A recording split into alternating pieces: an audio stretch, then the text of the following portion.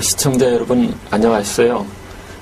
오늘은 한면의 제3정치 물결 7번째 대담 시간입니다. 오늘의 주제는 제3정치로 보는 법과 광노현 교육감 사건입니다. 특별히 이 사건의 핵심 열쇠를 쥐고 계신 방송대 강경선 교수님 모시고 이번 사건의 실체적 진실을 여러분들과 함께 탐구하는 여정을 떠나도록 하겠습니다. 먼저 인사해 주시죠. 강경선 교수님 나오셨습니다. 네, 안녕하세요. 네, 안녕하세요.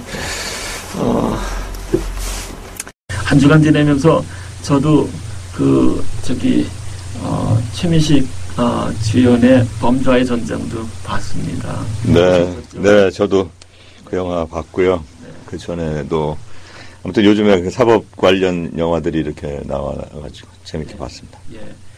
지난번에 우리 학교 교육 문제를 거론하면서 학생들 폭력이 심화되고 있는데 그건 단지 학교만의 문제가 아니라 사실 사회에서 구조적으로 기인하는 데서 비롯된 것이라고 얘기하시면서 지난번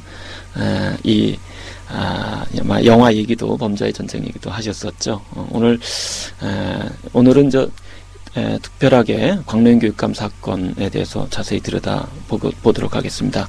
이 사건은 2010년 6월입니다. 서울시 교육감 선거 후보 단일화 과정에서 상대 후보를 매수한 혐의로 검찰에 의해서 광노현 교육감이 2011년에 기소된 사건입니다. 그런데 여기서 쟁점이 되는 것은 광노현 교육감의 선의에 따른 긴급한 도움 주는 행위, 부조 행위가 쟁점일 수밖에 없다고 여겨집니다.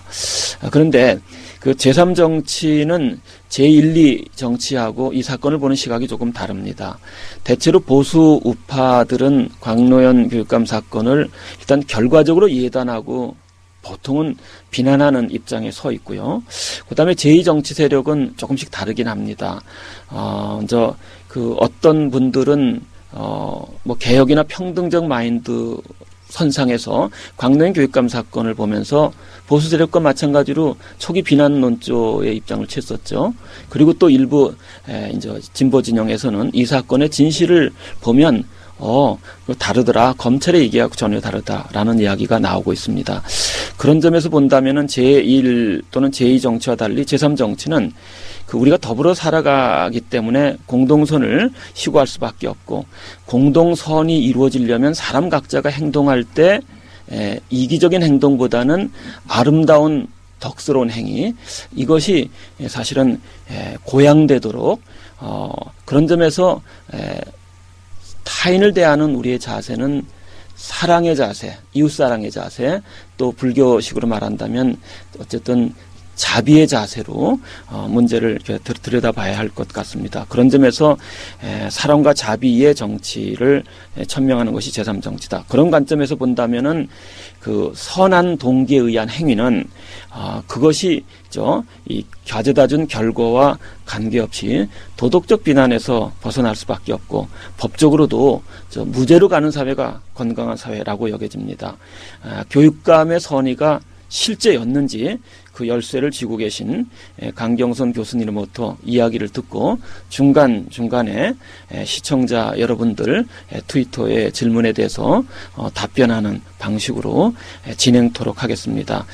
먼저 좀 앞서 얘기 드린 것처럼 범죄와의 전쟁 속에 나타난 우리 사회상과 검찰 모습 조금 짚고 갔으면 좋겠는데 그 얘기 좀 해주시면 좋겠습니다. 글쎄 우선은 우리 한 대표님께서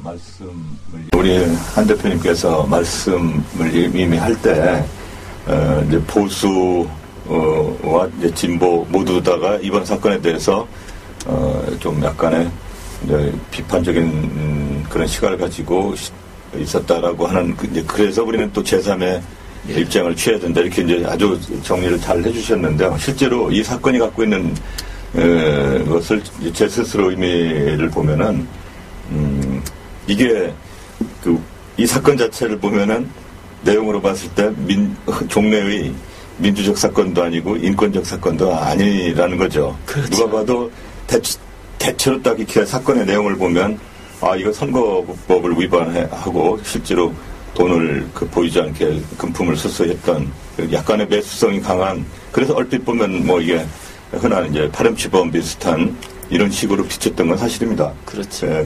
그렇기 때문에 이제 모든 사람들이 다 외면했던 사건이죠. 네. 그래서 이제 저희들도 이것이 사건화되면 반드시 이렇게 비칠 것이다라는 생각이고, 내면으로는 우리는 절대 그런 것이 아니기 때문에 하는데, 이제 이것이 아무튼 이렇게 노출이 돼서 사람들이 이렇게 이 사건을 바라보게 되면 이런 오해가 난무할 것이기 때문에 가급적이면 좀 은밀하게 진행시킬 수밖에 없다. 아무리 좋은 일이라도 이렇게 이제 시작된 거거든요. 그렇죠. 그런데 사실은 저는 이제 일단 이것이 사건이 된 이후부터는 우리 사회에 어떤 의미를 갖느냐라는 건 사실 민주화 인권이라는 것도 굉장히 중요한 가치입니다. 그렇죠. 그런데 사실은 민주화 인권 또 여러 가지에 앞서서 더 중요한 것은 진실, 정직 이런 가치가 우리 사회에 지금 이 시점에 필요한 게 아닌가. 그래서 이제 사실은 곽비육감하고 이 사건을 당하면서 둘 다 피고인이 되는데. 그렇죠. 제가 볼 때도 뭐 예를 들자면 진보 진영의 대표적인 논객인 진중권 씨, 네.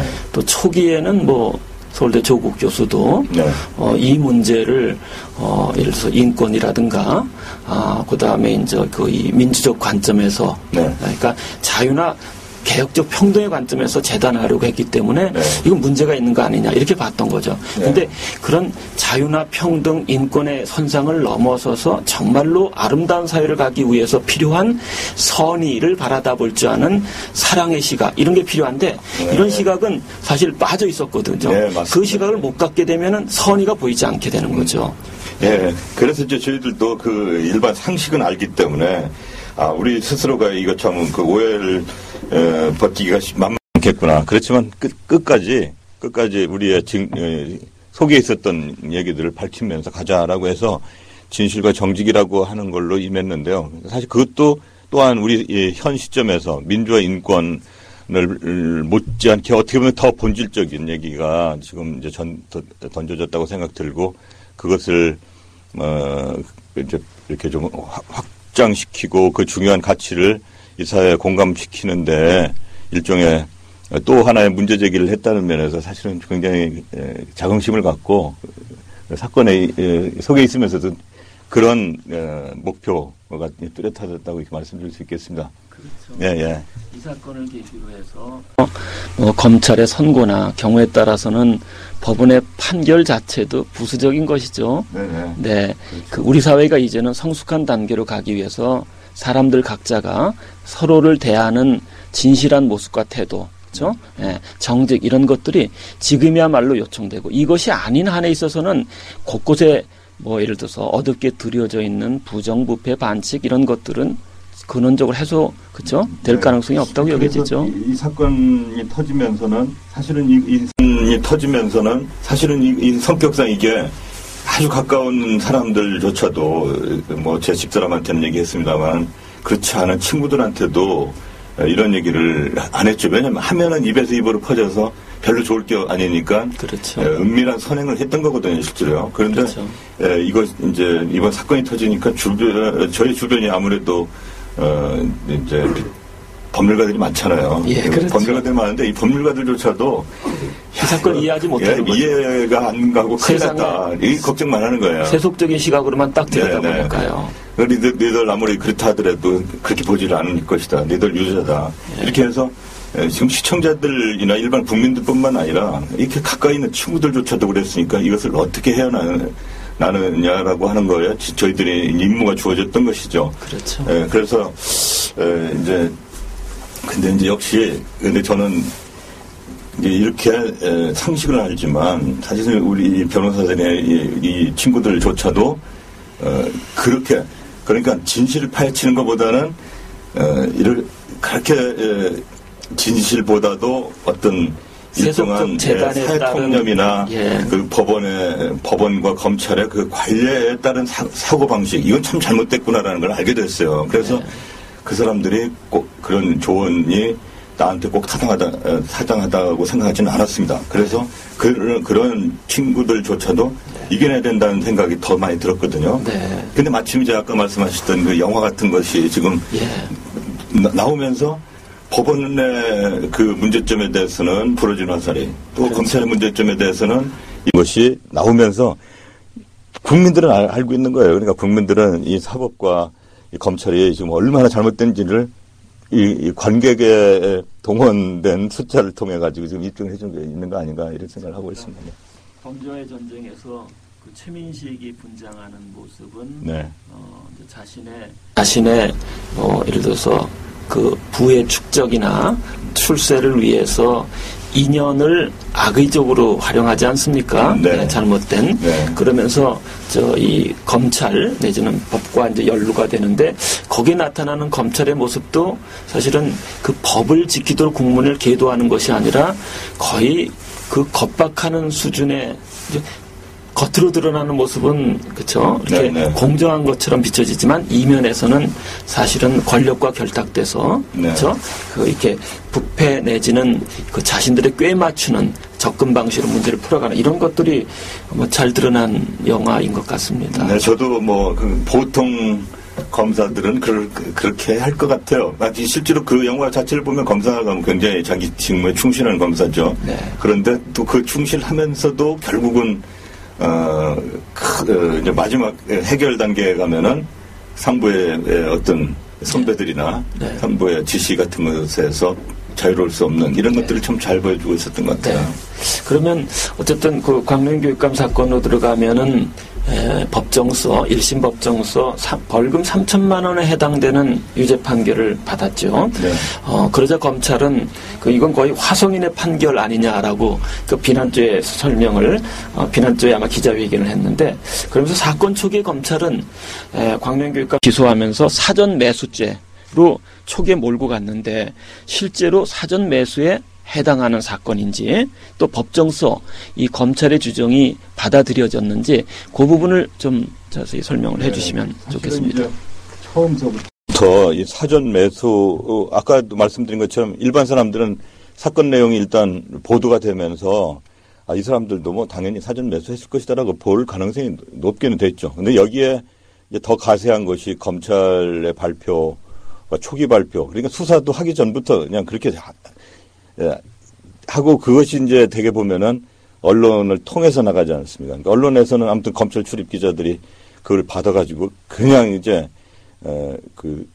정말 이미 수사하기 전부터 되게 이럴 것이다라고 하는 이제 그런 식으로 그냥 큰 보도를 해서 국민들은 거기에 이제 끌려가게 돼 있는 건데요. 그러니까 그때 사전 매수를 한 것처럼 다 보도가 됐죠. 네, 그런데 정작으로 이제 저희는 그게 아니니까 확실하게 아니거든요. 그러니까 아까 같이 이제 난감은 하면서도 반드시 끝까지 가면 이길 것이다라는 것을 가지고 있었던 것이고요. 근데 마침 이제 이것이 정말 행운이죠.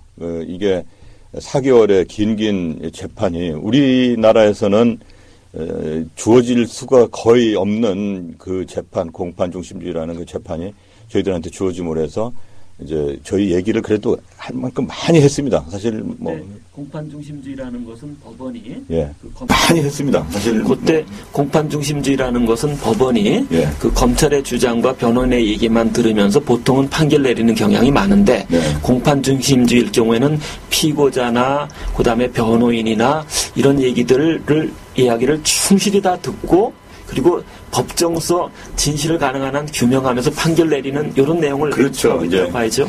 이제 과거에는 이제 검찰이 조서를 가져오면은 조서를 보고 조서가 잘 됐느냐 못 됐느냐라는 것을 확인하는 조서 중심주의의 재판을 했었던 건데요. 근데 이제 아마 이제 이번 광명교육감 사건 재판 이런 경우에는 공판 중심주의 아주 충실하게 했던 것이죠. 바뀐 그 공판 중심주의를 중심으로 하니까 여기에서는 검찰도 자기가 수사했던 조서도 그 중에 하나에 불과한 것이고, 그렇죠. 피고인, 증인 이런 사람들이 다 새롭게 검찰도 새롭게 얘기하고 그리고 법원은 법정에서만 듣는 얘기 가지고 판단하겠다 이제 이건데요. 그렇죠. 비교적 완벽한 아이들에도 이 정도 되면은 정말 다 들어줬어요. 그래서 저는 여한이 없고. 그래도 그러면서 진실이 이제 많이 드러난 거죠. 예, 많이 드러났는데 결국은 법원에서는 사전 매수는 없었다. 그렇죠. 이렇게 했죠. 확실하게 없어졌죠. 사전 매수라는 건. 사전 매수는 뭐 법원에서 검찰의 주장을 받아들이지 않은 거죠. 예. 진실과 다르다. 예, 처음 소문만 그렇게 내놓고 사건이 됐고 실제 진행은 사전 매수가 아니라 사후 매수라는 걸 중심으로 계속 논란이 됐어요. 이 법정에서는 오히려. 그렇죠. 사전 매수제는 아무리 봐도 사전 매수에 곽교육감이 그때 후보자로서 개입한 적도 없고 그렇죠. 또 그런 절대 그런 사전 매수나 이런 거 할 사람이 아니다라는 거 다 밝혀졌고요. 네. 그래서 결국은 이제 재판의 중심 자체는 사전 매수는 없었지만 사후에 돈 지급한 것에 이제 이게 의도가 있었느냐 없었느냐 이거 가지고 좀 이렇게 아무튼 검찰이 처음부터 이렇게 이제 작정을 했던 사전 매수죄다라고 공표를 했던 이거는 나중에 가서 쑥 들어갔다. 그 법원에서도 전혀 채택이 안 됐다. 이렇게. 그 사건은 알려져 있는 것처럼 교육감 선거 당일 이전까지는 광명 교육감이 그 대리인들이라고 말할 수 없는 양 진영의 두 사람 간의 뭐 묵시적 합의에 대해서 보고받지 못했고 또 초기에 그런 얘기가 나왔을 때 광명 교육감은 그건 온당치 않은 일이다 해서 거부했었던 것이죠. 그렇죠. 그리고 이제 교육감 선거가 끝난 지 서너 달 뒤에야 알게 되고 그렇죠? 그렇죠. 예. 네. 따라서 사전에 매수할 목적으로 지나고 나서 돈 준 것은 아니다라는 진실이 법정서 채택이 된 거죠. 네. 그리고 검찰의 이런 주장은 일단 뭐 거의 수용이 되지 않은 것이고요. 네. 그렇죠. 그러면 이제 조금 진실의 일단을 좀 더 이렇게 펼쳐보이면 좋을 것 같은데요. 검찰이 문제 삼은 후보 사퇴에 따른 사전 금전 지급 약속은 각 교육감께서 사전에 거부한 것으로 사실 확인이 되었습니다.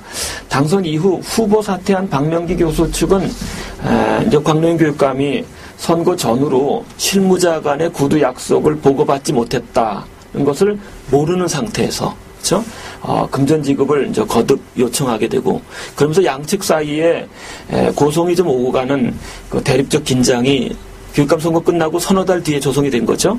그리고 이 어려운 사태를 수습하기 위해서 광명 교육감께서 본인의 마음과 거의 동일하다고 여겨지는 절친 강경성 교수님을 오시게 해서 이 사건을 원만하게 아마 수습하도록 부탁을 아마 하신 걸로 알고 있습니다. 그러면서 이제 새로운 해결책이 모색이 되고 이 선상에서 곤경에 처한 박명기 교수에게 그분들이 필요로 하는 재원의 일부라도 줄 수 있는 한에 있어서는 주자 이렇게 이제 진행된 걸로 알고 있는데 요 초기의 실체적 진실 과정의 상세한 내용을 시청자들이 이해할 수 있도록 좀 전해주시죠. 글쎄요, 이제 분명한 거는 저는 곽 교육감하고 이제 오랜 친구죠. 정말 진실에 입각하여서 정말 서로가 서로를 참 정의롭고 진실되고 하는 것에서 신뢰를 하는 그런 친구를 이렇게 우선 말씀드리고 싶고요. 그리고 이제 이번 사건과 관련해서도 제가 이제 아무리 친하다 하더라도 저는 학교에 몸을 담고 있는 사람이고 그래서 선거판에서 도와주진 않았어요. 그 광명 교수하고 출마할 때 서로 그런 정도는 서로 다짐을 하고 좀 잘해라. 당선될 가능성도 보이니까 잘해라. 이런 정도는 최초에 거의 같이 합의도 하고 격려도 하고 이런 식으로는 했죠. 그렇지만 그 다음부터는 자기 일이기 때문에 저는 선거판에 모릅니다. 모르는데 이제 이제 취임을 하고 당선되고 취임을 한 후 한 3, 4개월 지나고 나서 뭔가 이제 급한 얘기가 좀 가끔 만나니까요. 근데 이제 알았어요. 그래서 저한테 결국은 좀 알아봐야 되겠다. 왜냐면 자기는 일이 많으니까 이런 인간관계까지 일은 정말 못하겠고 하니까 경선아 좀 이렇게 좀 만나봐주면 좋겠다. 그게 2010년도 10월경이에요. 한 11월 초입니다, 이게. 11월 초. 네. 그래서 저는 대개는 이제 이런 상황인가 보다 처음 알게 된 거죠. 그런 게 알게 된 거죠.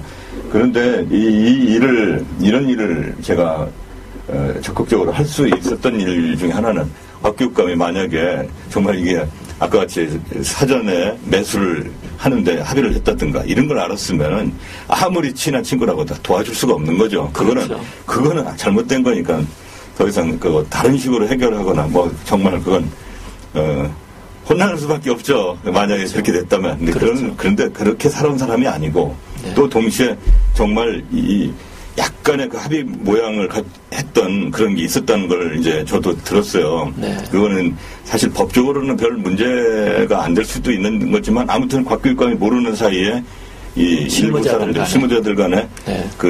나중에 줄 테니까 우선 단일화 하자. 뭐 이런 얘기가 있었다는 것을 한 3, 4개월 뒤에 이제 알게 된 건데 그걸 듣고서 낙심천만이죠. 어쨌든 그런 흔적이 나한테 그러니까 곽 교육감한테 되게 큰 데미지가 온 건 사실이죠. 정신적으로. 그렇죠. 근데 그렇지만 곽 교육감은 분명히 사전에는 이런 사실을 몰랐고 또 그런 걸 인정할 사람이 아니다라고 하는 걸 제가 확신을 했기 때문에 도와줄 수가 있었다는 거죠.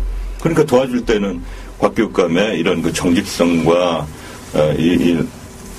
그 부패에 근접하지 않는, 그 부정에 근접하지 않는 이 성격을 알기 때문에 제가 도와줄 수 있었던 거지.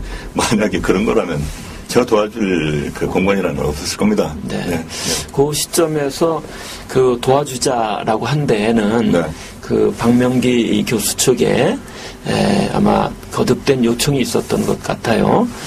본인들이 그 곤경에 이제 처하는 단계로 행에 들어가면서 예, 그때 이제 수습 차원에서 그 이제 만나고 하면서 이제 정리해 들어가시게 되는데 초기에 박명기 교수 측에서 잘 몰랐을 때는 그 실무자들 간에 이야기가 있었는데 그렇다면 지금 본인이 어려움에 처해 있으니까 돈 좀 이렇게 줬으면 줘야 되는 거 아니냐 이제 이런 얘기가 이렇게 진행됐었는데 이 상황에 대해서 말씀을 저도 이제 뭐 이게 선거법을 전혀 이제 모르는 상황이죠. 이것이 이제 매수성으로 단일화 사퇴를 하니까 조건으로 돈을 받는다. 이거는 일반 규범으로 봐도 이건 다 불법이죠.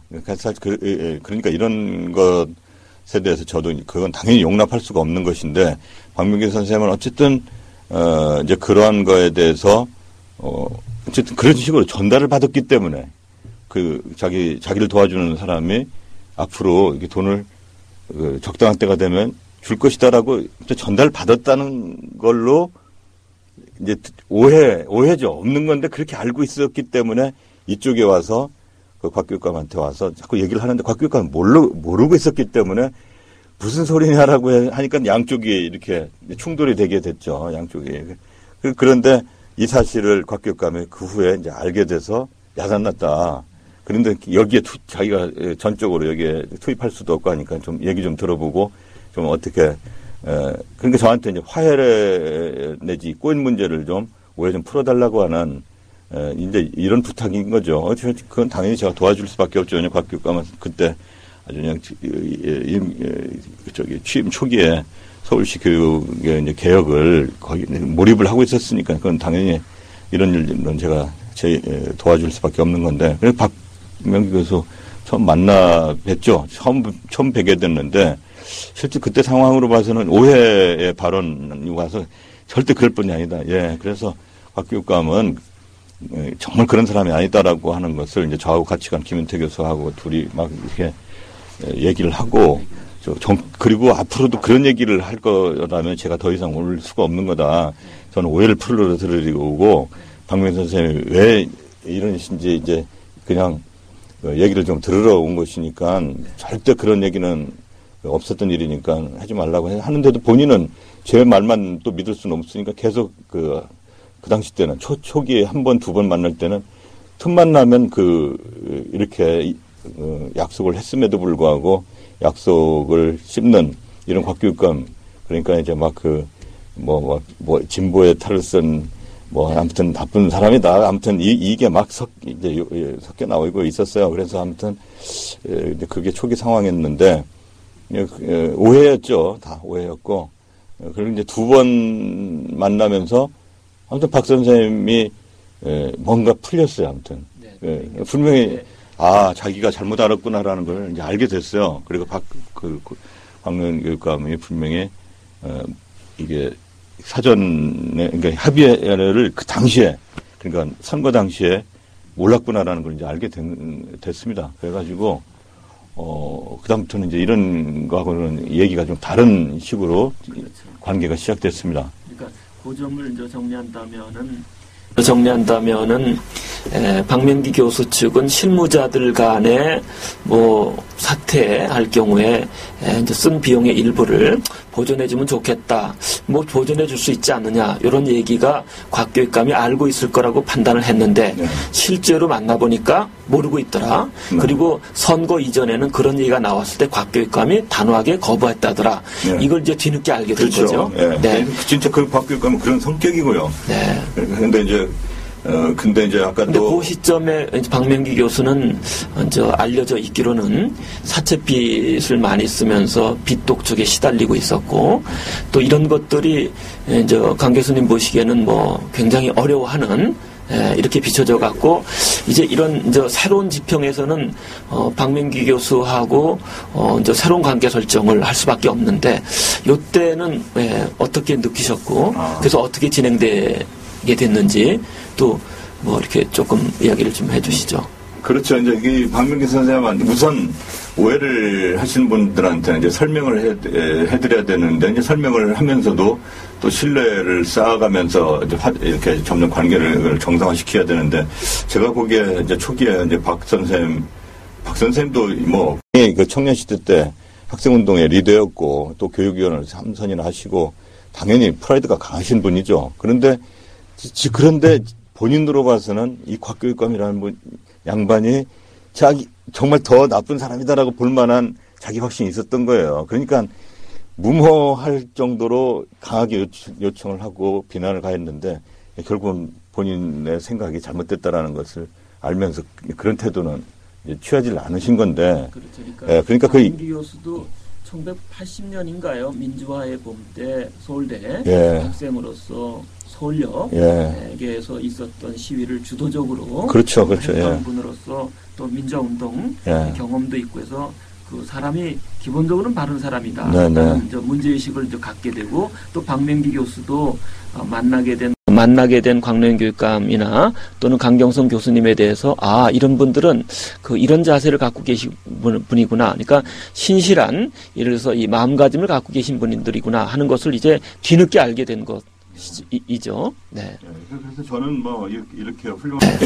저는 이렇게 훌륭하게 온 분들을 일단은 다 항상 존중을 하거든요. 그래서 존중하는 마음이 생겼고 우리가 못했던 일을 80년대 때부터 했기 때문에 실제로 나중에 약간은 후배들이 있지만은 좀 존경을 할 만한 그런 부분들에 대해서 제가 이제 의사도 표현하고 그렇기 때문에 이런 사람들하고 지금 저를 포함한 이제 곽교육감이나 이런 저희 세대하고 구태에 싸울 이유가 없는 거잖아요. 그래서 자꾸 이제 관계를 좀 가깝게 하려고 노력을 많이 했죠. 근데 그게 아무튼 잘 통한 것 같아요. 잘 통하면서 좀 왜냐면 옛날 얘기를 하고 또 이제 얘기를 하다 보면은 자기 이제 관계들도 서로 얽혀 있고 그래서 이제 서로 공감대도 형성이 되면서 그렇죠. 그러니까 거기서 이제 아마 만남에 의한 진솔한 대화를 나누기 이전에는 서로가 오해를 갖게 됐고 그렇죠. 그리고 이제 박명기 교수로서는 또 경제적으로 어려운 상태에서 이제 예전 이야기를 드러내면서 뭐 재정적 도움을 줬으면 좋겠다. 그럴 뭐 법적인 책임 있는 거 아니냐 이런 뉘앙스로 다가갔는데 막상 뚜껑을 열어놓고 보니까 광로현 교육감은 전혀 알고 있지 못했고 그리고 사전에 금전 지급과 관련해서는 단호히 거부한 바 있고, 그렇죠? 그리고 이제 서너 달 교육감 선거가 끝난 지 서너 달 뒤에나 이제 알게 되었는데, 그래서 만나보고 나서 대화를 나누는 과정에서 요 사건을 넘어서서 이전에 서로의 삶에 대해서 교감을 나누고 이해하는 과정에서 저분도 진실한 분이고 또 이쪽도 나름대로 우리 땅의 이제 이 교육 민주화를 위해서 애써온 분이고 이런 여건이 형성되어지면서 새로운 예를 들어서 만남의 장 분위기가 조성된 거네요. 네. 그래서 이제 이게 저하고 박 교수하고는 다른 것이 저하고는 경쟁 관계를 쓴 적이 없고 이렇게 만나서 한 번, 두 번, 세 번 이렇게 만나면서 이렇게 이제 좀 편한 얘기가 오가고 좀 진실을 좀 볼 수가 있지 않습니까? 그 진정한 모습. 근데 곽 교육감과 우리 박명기 교수 사이에서는 좀 다를 것 같아요. 제가 보기에. 왜 그러냐면 한 번 경쟁 관계에 섰었던 사람들이잖아요. 그렇죠. 그리고 박 교수도 솔직히 제가 이제 지금 보면 알겠는데 곽교육감의 후보 등장만 안 했다면은 비교적 자기한테 교육감 당선의 기회가 굉장히 열렸었던 걸로 봤는데 아니 뭐 어쨌든 그 전에 잘 몰랐던 이 광명교육감이 갑자기 교수로서 이게 여기 등장하면서 자기보다도 더 지금 이거를 평가를 더 받고 있는 진보진영에서 더 우선순위를 주는 걸 하니까 김이 좀 세기도 한 것 같고 그 다음에 이제 자기가 양보를 했는데 양보를 하다 보니까 이제 뭐 이런 여러 가지 면에서 스스로는 자기 뭐에서는 기회가 좀 상실된 부분이고 그런데 이제 자기 측근들이 이렇게 해서 약간의 약속이 있었다라고 하는 그 오신 속에서 급하긴 급하고 하니까 곽교육감한테는 곽교육감은 나 몰라라니까 이 세상에 이렇게 당선되고 나서 외면하는 사람이 어디 있느냐 해서 또 그거에 대한 인간적 불신 때문에 좀 격앙이 됐었던 되게 이렇게 이제 보시면 좀 되는 것 같거든요. 네. 그게 이제 풀렸다는 거죠. 저희 만나면서. 그런 것들이 이제 다 이제 눈 녹듯이 그러니까 일단 뭐 이렇게 소멸돼 가면서 그러나 여전히 이제 박명기 교수는 예를 들어 교육감 선거에 2번 정도 나서고 또 서울교대 총장 선거에 나서면서 빛이 많이 이제 누적돼서 어려움에 처했던 걸로 알려져 있는데 그게 굉장히 중요한 부분이죠. 왜냐하면 처음 2번 이렇게 이제 만나는 와중에 이분이 섞어서 왜냐면 저는 이제 초면이란 말입니다. 그렇죠. 초면이기 때문에 여전히 막 저한테 곽교육감한테 욕이죠. 사실상 그런 것이 비난이 저한테 거침없이 다 들었거든요. 그래서 제가 다 들을 수밖에 없었고 그렇지만 굉장히 큰 오해구나 해서 그 틈틈이 이제 오해를 풀어드리려고 했는데 그때 이제 제가 알게 된 박 교수님의 당시에 그 상황은 저는 아는 거예요. 뭘 말했냐면 굉장히 지금 인간적인 어려움에 처했구나라는 걸 제가 알게 된 거예요. 왜냐면 이분은 말하는 걸 보면은 그럴 수밖에 없잖아요. 선거를 사실상 2번 떨어진 포기돼 있고 이제 지난번에도 나왔다 떨어졌고 이번도 사퇴는 했지만 뭐 일종의 그것도 선거비를 많이 썼고 또 그동안 이렇게 해놓은 들어간 지난번 이번까지 뭐 아무튼 이번을 해도 저는 잘은 몰랐지만 선거 비용이 굉장히 많이 들어서 경제적으로 비판한 것 같고 또 이제 주변 도와주던 사람들이 박 교수의 경우는 아마 되게 다 떠나신 것 같았어요. 그러니까 이 선거 단일화되면서 어떻게 보면은 홀로 남은 장수 비슷하게 이런 적막감이죠. 그리고 거기다 이제 정작으로 자기가 좀 도와줬다고 그래도 생각이 드는 자기가 양보함으로써 당선됐다고 보고 싶은 곽교육감하고만이라도 친하면 좋겠는데 그래도 또 그렇게 좀 그런 정도는 당연히 기대를 했었는데 교육청을 가보면은 냉랭하지. 냉랭한 데다가 또 더군다나 자기가 알고 있는 어쨌든 그건 오해지만 그래도 약속한 거 있으면 좀 해야 되는 건데 그거에 대해서는 완전히 모른다고 그러죠. 그렇죠. 그러니까 완전히 지금 고립감에 막 그 분함에 다 쌓여 있는 것이 곳곳에서 계속 그 대화 중에 저한테 왔는데 그 중에 제일 힘든 것 중에 하나가 저는 극단적 선택의 문제 있잖아요. 그러니까 그래서 이제 자살의 문제 이거를 이제 본인도 듣고 싶지는 않지만 이 사건에 관련해서는 그 시기 전으로 해서 노무현 정부 때 이명박 정부 초기로 해서 넘어가면서 그 이제 공직자들 가운데 검찰 수사를 일부 받고 그 과정에서 자살했던 그런 사례들이 연이어서 있었죠. 고위 공직자들 가운데 또는 뭐 예를 들어서 이라든가 그런 선상에서 보면 그 박명기 교수가 처한 당시의 경제적 예를 들어서 궁핍함이나 곤경은 생각보다 깊었던 거죠.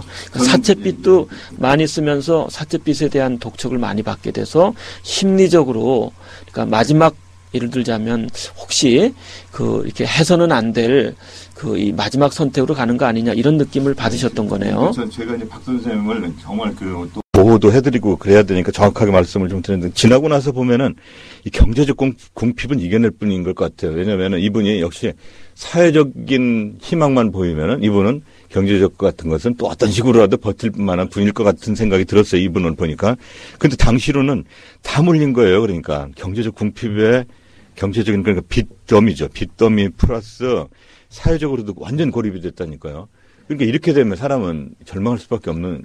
근데 저는 그 상황에서 만난 거죠. 두 번 만나고 나서 큰일 났구나라는 것을 알게 됐었던 거고, 그래서 이제 그 상황은 머릿속에 줄줄 서고 없는데, 아무튼 다행히 저희들 만나면서, 이런저런 어쨌든 희망을 본 것 같아요. 희망을 보면서 그것이 의외로 네 번째 만날 때 예, 곽교육감하고 우리 친구 이보은이라고 이제 거기 있는 친구하고 이렇게 해서 4명이 예, 만나게 됐거든요. 참치집이라고 하는 이제 거기에서 만나면서 그러니까 금방 풀린 거예요. 제가 보니까 이분이 그러니까 이렇게 사회적으로만 관계가 맺어졌어도 나머지 어려움은 이겨낼 수 있는 그런 든든하신 분인데 온통 다 관계가 끊어지기 때문에 이렇게 절망에 빠졌었구나라는 건 나중에 이제 알게 됐습니다.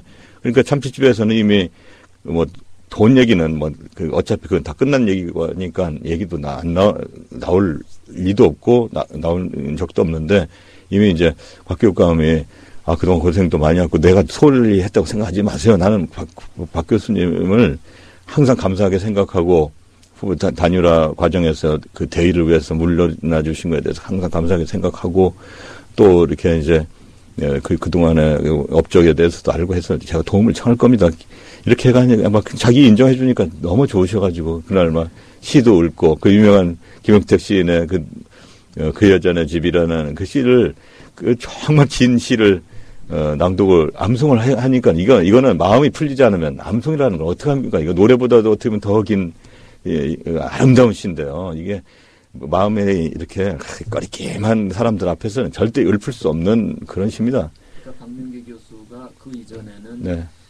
교수가 그 이전에는 어쨌든 마음에 이제 예를 들어서 원망 같은 것을 갖고 있다가 강경성 교수님하고 만나서 이야기를 나눈 과정에서 이제 화해로 돌아서게 되고 눈 녹듯이 녹아서 김용택 시인의 시도 한 편으로 쭉 읽으면서 서로 간에 이제 그 화해 분위기로 완전히 반전이 된 거네요. 그날 그 자리가 묘하게도 들어갈 때는 안 그랬는데 한참 술을 또 먹고 이렇게 즐거운 얘기를 하다가 뭐 누구든지 잠시 화장실이든가 오다 보니까 눈 오네요 해서 다들 나와봤거든요. 그때 정말 눈이 쫙 오고 있었어요. 그러니까 분위기는 더욱더 이제 이렇게 좋아져서 이제 드디어 그 여자의 집이라는 눈 얘기가 나오거든요. 그런 거였는데.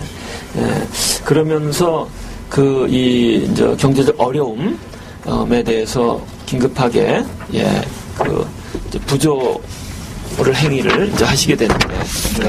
그렇죠. 그것이 그러니까 분명히 순서는 저는 이제 다 알게 됐어요. 이분이 이렇게 곽 교육감이 자기를 인정해주는 눈빛, 또 말씀, 뭐 이런 것들을 들으면서 이게 이제 기분이 좋아지고 다른 얘기는 안 했죠. 돈 얘기를 안 합니다. 안 하는데 오히려 제가 이분이 지금 얼마나 어려운가라고 하는 것을 제가 초기 되었다 알았기 때문에 그래서 이제 아까 이제 그 참치집 같은 데서는 좋은 선후배, 좋은 형들 만났습니다. 그리고 좋은 아우도 만났습니다. 이런 얘기까지 왔다 갔다 했는데, 이렇게 좋은 관계가 되고, 하는, 이게 생각해보면 참 짧은 시간 동안입니다. 11월 17일 날 처음 만나가지고, 지금 이게 11월 28일이고, 그 다음 한 12월 초에 한 번 더 만나게 되는데, 이런 와중에 저는 이분이 지금 우리하고 이렇게 친해졌는데, 얼마나 힘들까. 초기에 들은 사실이 있기 때문에. 그래서, 그런 것으로 경제적 지급에 대한 전적으로 제 생각입니다. 제 생각이에요. 그러니까 어쨌든 화해로 이제 전환이 되고 그리고 이제 경제적 어려움에 처해 있다고 강경성 교수님이 강하게 느끼셔서 이제 긴급하게 도움을 주는 게 좋다고 광명교육감에게 제안을 한 거고 광명교육감이 이제 뭐 다른 거 볼 것 없이 공경에 처해 있는 그것도 도덕적으로는 법적으로는 이 관계가 없지만 도덕적으로는 좀 이렇게 채무처럼 신세가 졌다고 여겨지는 분에게 그러면 돕자 이런 결단을 내리게 된 거네요. 그렇죠? 그 부분은 트위터 질문 좀 몇 개 받으시고 또 이야기를 풀어가도록 하시죠.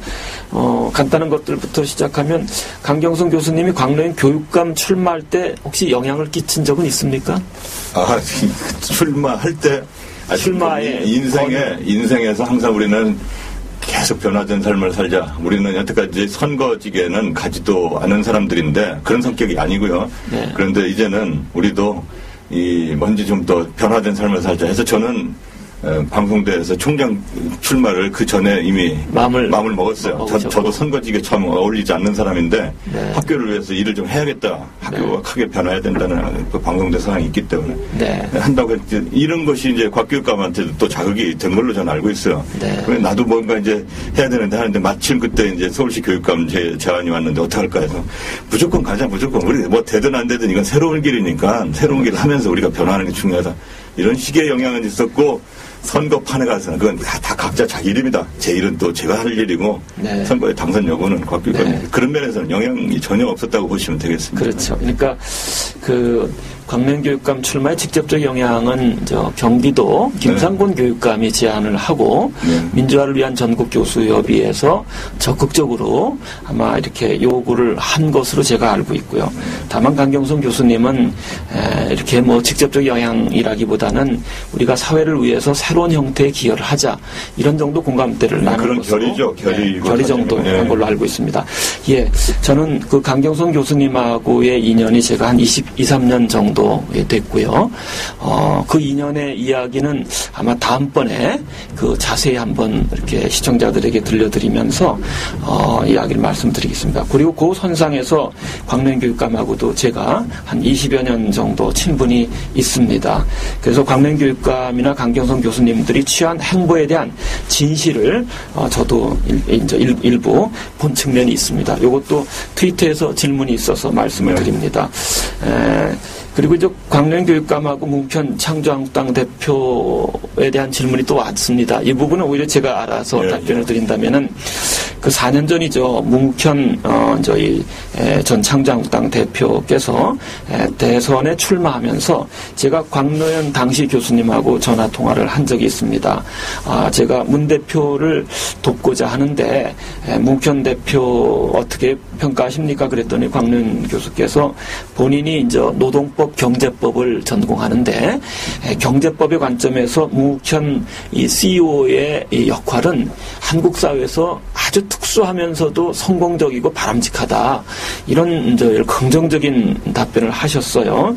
그래서 문편 창조학당 대표를 한번 돕는 건 어떻느냐라는 제안을 해서 광노현 교수로서는 문편 창조학당 대표를 도운 이 전례가 있습니다.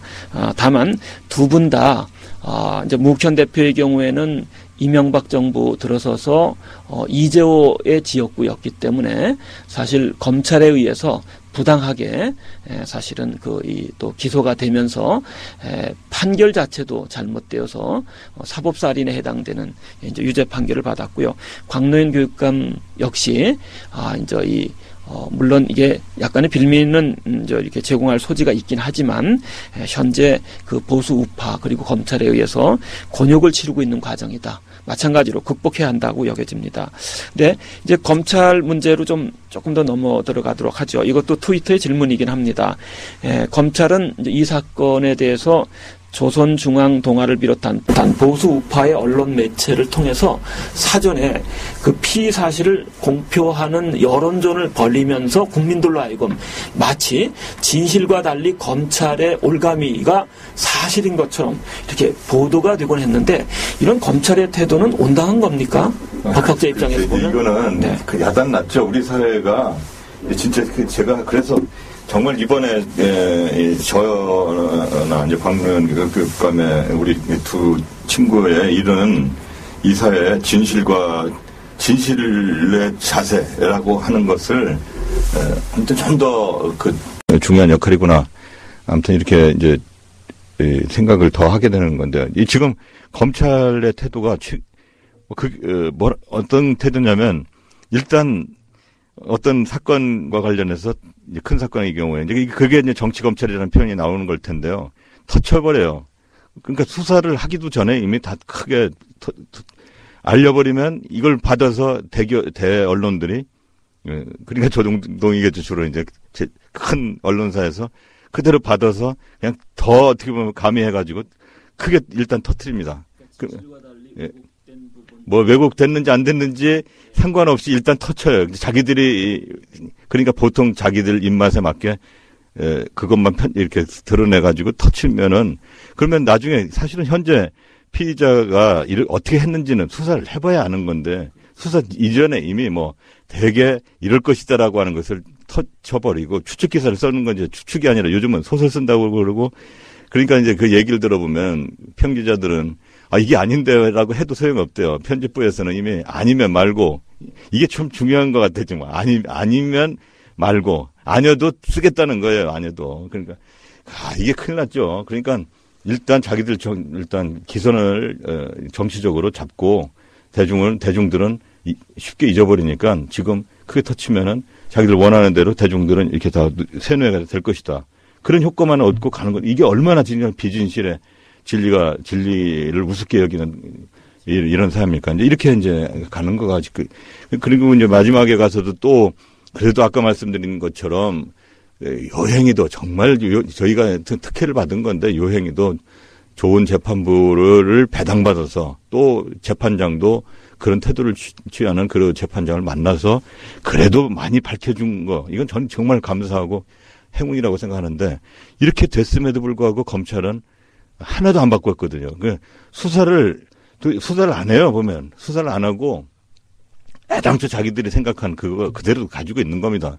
그러고 나서 또 자기들한테 맞지 않는 재판 결과가 나온다고 하니까 그 대검 공안부장은 저는 뭐 안 봐도 뻔해요. 이 사람은 한 번도 법정에 오지도 않고 그냥 처음 자기 생각대로 또 그냥 아니면 말고고 그냥 재판부에까지 욕을 하는데 그러니까 화성에서 온 사람의 화성인의 재판이다. 이거 큰일 났죠. 크게 보면 같은 사법부인데 사법부가 사법부를 비난하니 그러면 국민들은 누구를 믿겠습니까? 이거는 정말 잘못한 일이에요. 검찰이 어떻게 사법부의 판결에 대해서 그 엉터리 재판이라고 이렇게 표현을 합니까? 그러니까 이건 이제 사법부는 그래도 진실을 공판 중심지에 의해서 더 많이 보면서 그렇죠. 내용을 그렇죠 정리해 들어가는데 초기에 올가미 씨였던 그 잣대를 끝까지 유지한 거죠 검찰은. 네네. 그리고 자신들의 예를 들어서 기대했던 결과에 나오지 않자 화성인의 판결이라는 이를 방식으로 사법부를 비판한다. 사실 이런 방식의 우리 법조 틀이라면 이 틀은 국민을 위한 법이라기보다는 그렇죠? 국민에게 군림하고 국민에게 억압적으로 사실은 다가가는 그런 검찰 그렇죠? 이런 모습인데 이건 벗어나야 될 거예요. 그러니까 저도 참 이번 다른 저는 것보다도 이 사건은 있었던 것이 터졌기 때문에 제가 검찰을 그렇게 비난도 하고 이러지는 않았어요. 그렇지만 사건을 4개월 동안이나 같이 지켜봤고 그랬으면은 고쳐야 된다는 거죠. 초기에 자기 입장이 이 사람들 사전 매수했을 것이다라고 볼 수도 있는 겁니다. 제가 그걸 인정을 했잖아요. 네. 그렇지만 이렇게 소상하게 다 이렇게 대화를 하고 막 그 법정에서도 질문하고 증인 수사하고 우리들 얘기 들어보면은 검찰도 알았겠죠, 당연히. 그러면은 초기 입장을 바꿀 줄도 알아야 되는데 여기는 그렇죠. 요지부동 4개월 동안 그대로를 하니까 이런 검찰이 이제 곤란한 거죠, 실제로. 그러면은 검찰만의 이렇게 문제는 아닌 것 같고요. 어쨌든 검찰이 언론을 통해서 유포한 진실과 거리가 먼 것일 수도 있는 내용을 사실인 것처럼 알면서 그렇죠? 문제를 또 호도하는 언론도 있고 언론인도 적지 않습니다. 그렇죠? 그런 경우도 조금 얘기를 해주시죠. 마침 저는 이제 또 이번에 이제 지난 14일 인가 이렇게 이제 기억이 나는데요. 이제 중앙일보의 문창극 대기자 아무튼 글들을 뭐 다 잘 쓰시니까 또 그렇게 읽게 됐어요. 그래서 읽게 되니까 최근에 FTA 반대 글 큰일 났다. 뭐 이제 어떻게 이렇게 국가가 이렇게 한 일을 가지고 야당이 이 책임을 못 지는 이런 태도를 취하는지 모르겠다.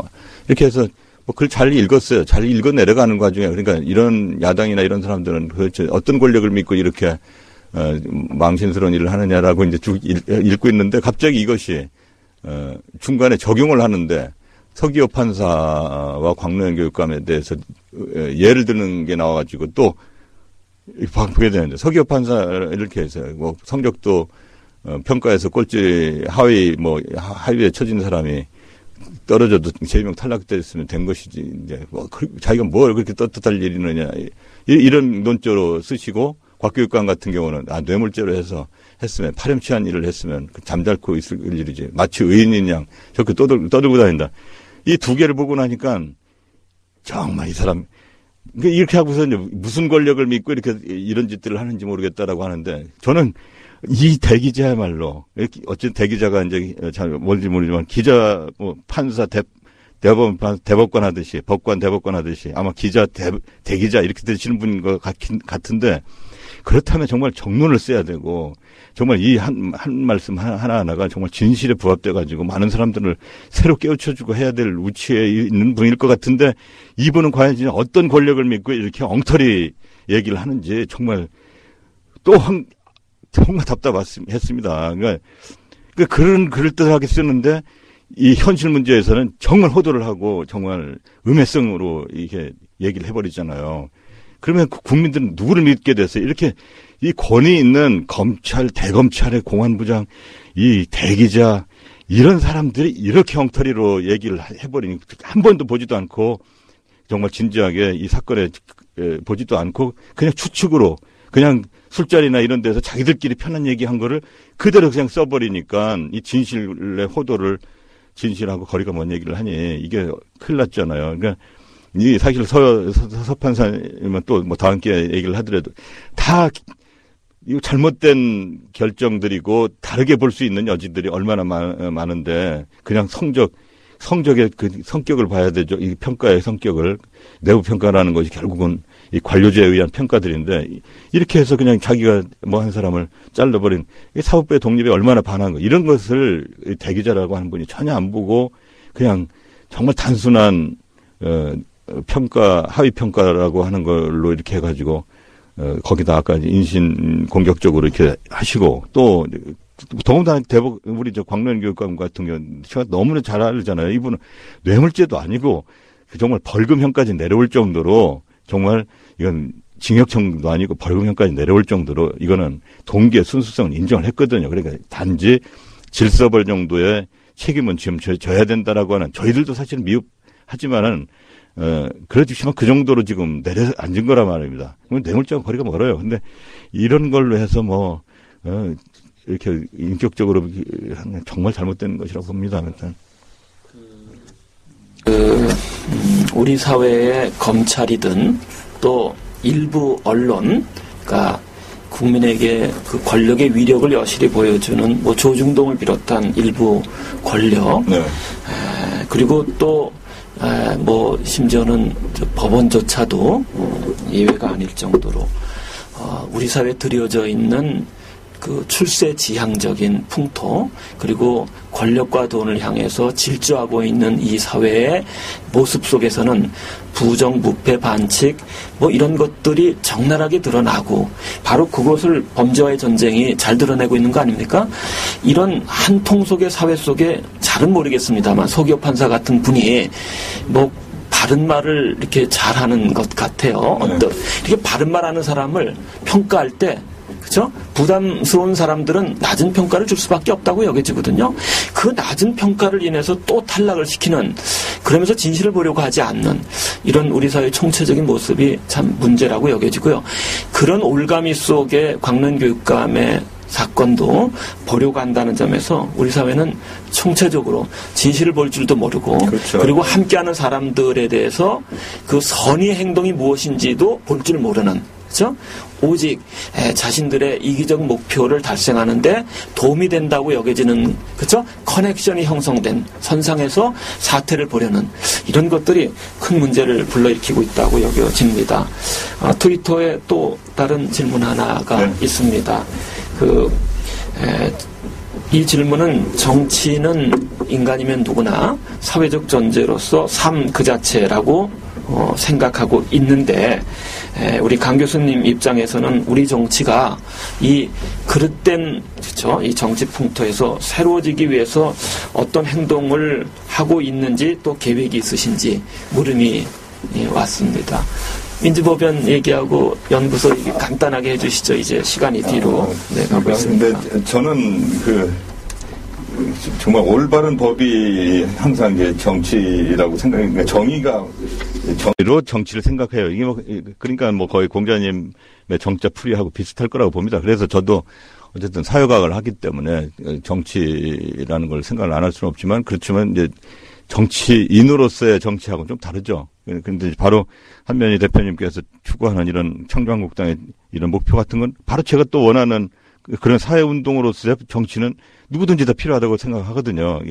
뭐 어떤 직장을 가진 그런 의미에서 정치는 저도 하는 건데 이제 저도 이번 사건을 통해서 이제 우리 사회에 드러내야 될 거. 그러니까 저도 80년대, 90년대 때는 민주와 인권이라고 하는 거. 그러니까 군부 정권 시대는 그게 없었기 때문에 그걸 드러내는 운동이었고 앞으로도 계속 돼야 됩니다.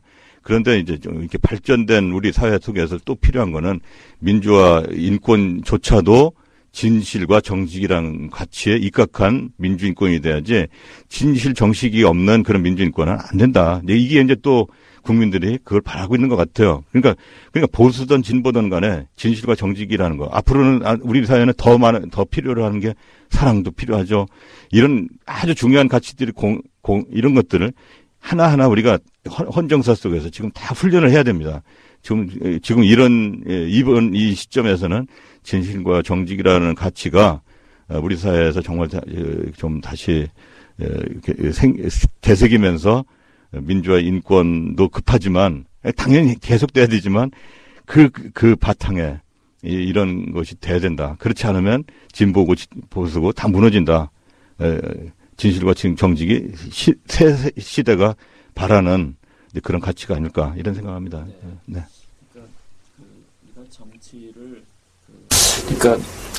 우리가 정치를 이 좁은 의미의 정치, 소극적 정치하고 그다음에 이제 적극적 정치로 분별을 한다면 인간은 누구나 소극적 정치의 범주 안에 놓여 있다라고 말할 수 있습니다. 그런데 적극적인 시각에서 본다면은 이제 그 정치라는 것은 어쨌든 선하고 깨끗한 사람들이 갈 데가 아니야. 이런 시각에서 본다면은 정치는 어둠의 세력들에게 장악이 될 수밖에 없고요. 이렇게 되면 사회 곳곳에 부정과 부패가 드려질 수밖에 없습니다. 이 어둠의 세력을 선한 세력으로 대체해야 사회가 건강해질 수 있다. 이런 태도를 갖게 된다면 이제 소극적 정치의 생각에서 적극적 정치의 생각으로 이행하는 것이 가능하다고 여겨지고요. 사실 그 창조한국당 대표를 맡고 있는 저도 정치 일선에 뛰어든 지 불과 3개월 정도밖에 안 됐습니다. 그 이전에는 학교 강단에 서 있는 교수의 위치였습니다. 소극적으로 우리 사회를 바라다보다가 적극적으로 바뀌어야 되겠다라는 판단 속에 이제 창조한국당 대표를 맡게 됐고요. 맡게 된 연유는 제1정치 세력이 중시하는 자유의 가치를 한국의 보수 우파는 제대로 시행하지 않아요. 그리고 이기적 탐욕에 젖어들어서 돈과 권력만을 추구하면서 온갖 문제를 불러일으키는 것 같고요. 제2정치 세력은 그래도 평등주의 가치를 구현함으로써 그러니까 초래되어진 이제 이 과실을 분배하는 데 많이 초점을 맞춘다는 점에 있어서 반가운 일이긴 하다. 그러나 제1, 제2 정치 세력에 결여되어 있는 것들이 있다는 거죠. 그게 사회 구성원들이 더불어 살아가면서 상대방을 대할 때 만일 여러분들이 기독교인이라면 성경에서 말씀하시는 것처럼 몸을 그러니까 내 이웃을 내 몸과 같이 사랑하라.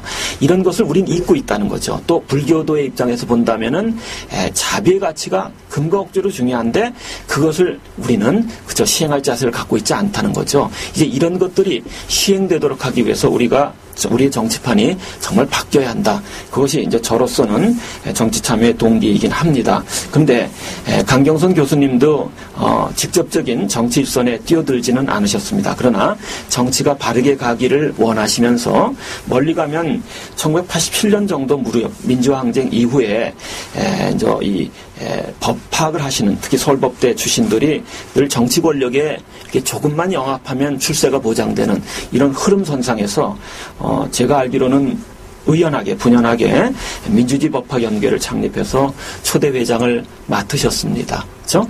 그리고 최근 들어서 한국 사회에 법이 한 단계 더 성숙되도록 하기 위해서 작년 말에 민주주의 법학 연구회의 학술적 성격을 넘어서서 민주주의 법학 연구소를 만드시고 초대회장, 초대 소장을 맡으셨는데 이제 뒷부분이어서 인사 말씀 시청자들에게 주시기. 네, 아무튼 오늘 이런 저의 얘기를 열어주신 게 이런 기회가 열리는 것만 해도 저는 정말 감사합니다. 누가 요즘에 듣겠으니까 바쁜데 근데 열어주신 이 스튜디오 여러분들한테 감사드리고 또 특히 이제 한 대표님한테 감사드리고 한 대표님이 목표하시는 그런 진실, 사랑 이런 사회가 될 수 있는 그런 꼭 성공하시기를 부탁드리겠습니다. 예, 감사합니다. 드리겠습니다. 예, 감사합니다. 창작당 대표 맡고 있는 한면이 저로서는 정말로 공동선이 구현되어지는 사랑의 정치. 그래서 사회제도가 잘못돼서 사람들의 이기심과 탐욕이 늘어나는 사회가 아니라 우리가 선의로 사랑과 자비를 베풀므로써 우리 사회의 미덕이 커가는 사회를 만들기 위해서 뛰어들었습니다. 예, 다음번 이 8번째 대담에서는 역시 강경성 교수님을 한 번 더 모시게 될 수밖에 없습니다. 재상 정치를 보는 법과 강릉 교육감 사건 그리고 법원 판결에 초점을 맞춰서 다음 시간에 들여다볼 건데 역시 사건의 열쇠를 진 강경성 교수님 통해서 대화를 나누는데 가능하면은 이렇게 바깥으로 드러나지 않은 이면의 진솔한 이야기에 초점을 맞춰서 뵙도록 하겠습니다. 예, 그러면 다음 시간에 뵙도록 하겠습니다. 안녕히 계세요.